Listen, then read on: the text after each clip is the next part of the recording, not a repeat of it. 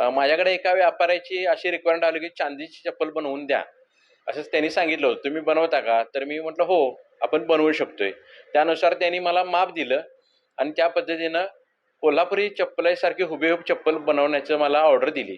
त्यानंतर मी मार्केटमधून कोल्हापुरी चप्पल पहिल्यांदा चांदीची कधीच केली नव्हती. त्यामुळे मी कोल्हापुरी चप्पल पहिल्यांदा विकत घेतली चमड्याची.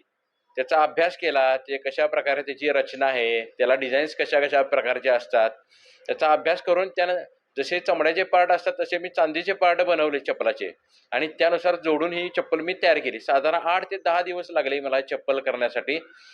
ज्यावेळी चप्पल पूर्ण झाली, त्यावेळेस ज्यावेळेला मी व्यापाऱ्याला फोन केला, की तुम्ही या आणि तुमची ऑर्डर पूर्ण झाली आहे. त्यावेळी तो प्रत्यक्षात आल्यानंतर ते बघितल्यानंतर त्याची प्रतिक्रिया अशी झाली, की "वाह! माझ्या अपेक्षेपेक्षा फारच चांगली चप्पल झालेली आहे आणि भविष्यात जर का काही अशा प्रकारची ऑर्डर आली तर नक्की आम्ही तुम्हाला सांगू."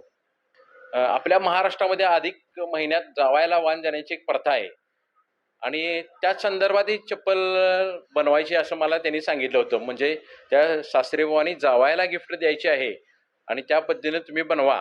अशा रूपरेषेतून मला ही चप्पल बनवायला सांगितली आणि त्या पद्धतीने मी ही चप्पल बनवलेली आहे.